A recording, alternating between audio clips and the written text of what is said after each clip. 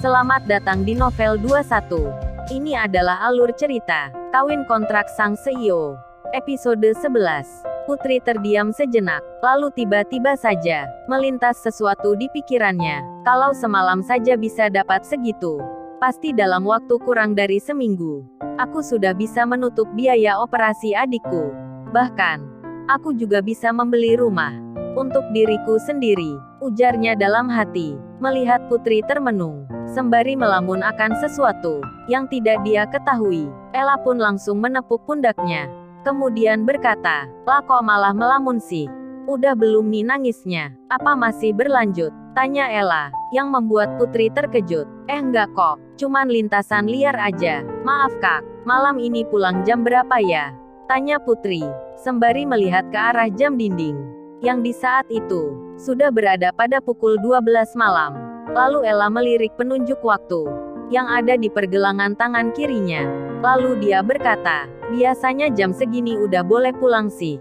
Kalau aku mah udah terbiasa pulang pagi," ujarnya. "Jam berapa itu kak?" sahut Putri. "Ya kalau aku sih biasanya pulang jam 3 pagi. Kenapa kamu tanya itu? Kamu mau pulang?" tanya Ella. "Kalau boleh sih," sahut Putri singkat. "Ya boleh loh, kan emang udah waktunya pulang. Kalau gitu kamu balik saja dulu. Biar nanti gua aja yang bilang ama atasan. Toh ini hari pertama kamu kerjakan. Baru masuk, udah dapat banyak kejutan. Sampai nangis gini," ujar Ella, sembari dia mengelus pundak Putri. Sedangkan di ruang VVIP, Sky sudah masuk dan duduk bersandar di sofa. "Kemana gadis itu Sky? Apa dia tidak ikut kembali bersamamu?" tanya Surya. "Tahu ah, gadis aneh. Mungkin dia sudah pulang kali," jawab Sky acuh, sembari meneguk minumannya. "Cuy, udah gua duga, kau nggak akan kuat meladeni bocah lugu itu. Dasar anak ingusan, model kayak gitu mau kerja di sini. Ya mana kuat. Hahaha," pungkas Surya. "Ah udahlah, bahas yang lainnya kenapa sih? Lah ini si Anji kemana?" tanya Sky. Dia baru sadar, ternyata salah seorang temannya sudah meninggalkan ruangan. Lalu Surya menjawab, "Dia udah pulang. Besok pagi ada urusan katanya," ucap Surya, sembari menikmati hidangan yang tersaji di atas meja. Sementara Sky langsung menyandarkan kepalanya di sofa. Kemudian perlahan menutup matanya. Ia membayangkan wajah melas Putri yang menangis karena ulahnya. Dalam hati dia berkata, "Aneh. Kenapa tiba-tiba gadis itu menangis? Padahal gua cuman cium bibirnya aja. Sepertinya dia memang anak yang polos. Tapi kok bisa sih dia kerja di tempat ini? Untuk apa coba? Kan udah kerja di tempat gua. Atau jangan-jangan ada sesuatu yang terjadi pada dirinya?" ujar Sky dalam lintasan liar pikirannya. Beberapa saat kemudian, kesadaran Sky pun kembali. Dia pun membuka kedua matanya. Dilihatnya penunjuk waktu yang berada di ponsel pribadinya. Gila. Cepat amat sih. Tiba-tiba udah jam 2. Kita cabut yuk. Besok gua ada janji meeting soalnya. "Ayo Bray," ujar Sky. "Lo duluan aja lah.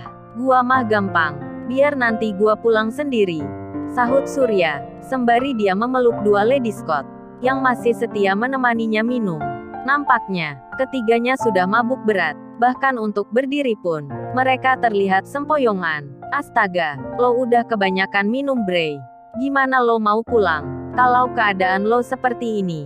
Udah deh, lo tidur aja di tempat gua. Atau lo mau gua anterin kemana gitu? Asal bisa keluar aja dari sini," tanya Sky. "Ya udah, bawa gua ke apartemen lo aja bro. Gua males kalau harus pulang ke rumah.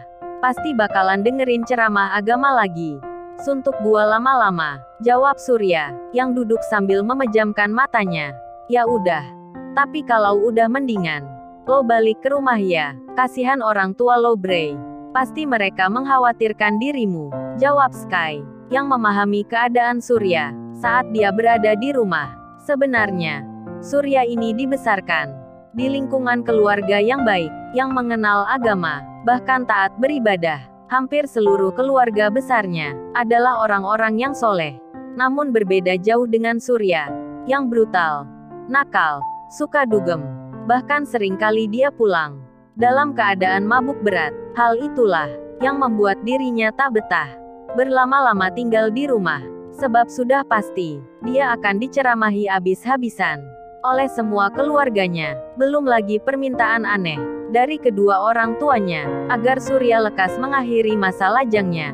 Hal yang sama dirasakan oleh Sky, yang juga dipaksa menikah dengan seorang gadis yang tidak dia suka. Singkat cerita, pagi pun telah tiba, dan seperti biasanya, di kantor Gandratama, Putri selalu membersihkan terlebih dulu lantai perusahaan elit itu. Sementara di sisi lain, Sky terlihat berjalan menuju ruang rapat. Dia tidak sendiri, tapi ditemani oleh dua asistennya. Di saat bersamaan, Sky melihat ke arah gadis lugu itu. Yang kali ini, dia tengah terlihat membersihkan kaca. Gabriel, yang merupakan asisten Sky, sekaligus teman kencannya di kantor, mengikuti pandangan mata bosnya. Dia amati gadis polos itu sebagaimana Sky mengamatinya, lalu dalam hatinya berkata, bukankah dia OB, yang kapan hari masuk ke ruangan Sky dan memergoki kita berdua? Gumam Gabriel dalam hati. Maaf tuan, meeting akan segera dimulai, ucap Gabriel, yang secara tak sengaja mengembalikan kesadaran Sky. Oh iya, silahkan, jawab Sky dengan terbata-bata. Maka dengan segera, mereka melanjutkan kembali perjalanan, meninggalkan Putri, yang terlihat asyik membersihkan kaca itu. Sementara Putri, langsung menarik nafas panjang, dan sebenarnya, kaca di ruangan itu sudah bersih. Namun karena dia melihat Sky, yang berjalan menuju ke arahnya, maka dia pun berinisiatif, atau pura-pura membersihkan kaca tersebut. Dia telah bertekad, akan selalu menghindar dari Sky, hingga sampai kapanpun. Sementara di ruangan meeting, pikiran Sky agak sedikit kacau. Dia sulit untuk berkonsentrasi. Keberadaan gadis itu di perusahaan membuat dunianya semakin bertambah aneh. Tuan, bagaimana? Tanya salah seorang staf HRD yang telah selesai mempresentasikan pekerjaannya. Oh iya, kalau menurut saya, ide kamu itu cukup bagus. Dan saya setuju dengan masukan itu. Jadi tolong nanti, kamu berikan laporan lengkapnya, kalau semua sudah beres. Baiklah kalau gitu, saya rasa meeting hari ini sudah lebih dari cukup, dan bila tidak ada pertanyaan, meeting akan kita tutup, ujar Sky, yang mengamati semua peserta meeting. Karena tidak adanya pertanyaan yang mereka ajukan, maka Sky pun langsung menutupnya. Dia pun segera berdiri, lalu keluar dari ruangan tersebut. Melihat ekspresi wajah Sky yang tak biasanya seperti itu, maka Gabriel pun bertanya, maaf tuan, apa Anda sedang tak enak badan? Ujarnya sembari berjalan. Enggak juga, saya hanya kelelahan saja, sahut Sky. Yang kemudian, Gabriel menutupnya dengan kalimat singkat. Sementara di tempat lain, Mama Bulan tengah berkunjung ke rumah Sky. Di sana, dia bertemu dengan Ambarsari, yang merupakan teman sekolahnya dulu. Di rumah tersebut, dia mengutarakan semua perasaannya, kegundahan dirinya, yang disebabkan oleh kegelisahan Bintang, yang terus-menerus berlanjut. Karena masalah itulah, Bulan memutuskan untuk membicarakan kembali mengenai rencana perjodohan, yang mendapat penolakan dari Sky itu. Bulan berkata, cobalah untuk merayu kembali putramu. Kali aja dia berubah pikiran, dan mau menerima perjodohan kita ini. Toh kamu sudah tahu sendiri kan, bagaimana cantiknya wajah Bintang, ujar Bulan pada sahabatnya. Sebenarnya, Bulan tidak ingin memaksakan kehendaknya, apalagi soal perasaan. Dia paham betul bahwa hal itu tidaklah mudah. Lalu Ambarsari menjawab, yang sabar ya Jeng, nanti saya coba lagi, minta doanya aja. Siapa tahu nanti Sky bisa merubah kembali keputusannya, jawab Ambarsari, yang mencoba untuk menenangkan perasaan gundah sahabatnya. Bukan apa-apa sih, aku nggak tega aja, bila harus melihat Bintang seperti itu. Dia selalu terlihat murung, nggak mau keluar dari kamarnya, bahkan disuruh makan aja, susahnya minta ampun.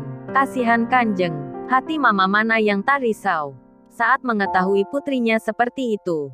Ya walaupun kamu tahu sendiri, dia bukanlah anak kandungku, tapi rasa-rasanya sudah seperti anakku sendiri, pungkas Bulan, yang tampak sedih saat ketika berkisah tentang putri angkatnya itu.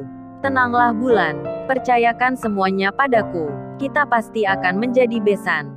Sebagaimana yang pernah kita janjikan dulu, ucap Ambarsari, sembari dia mengelus tangan sahabatnya.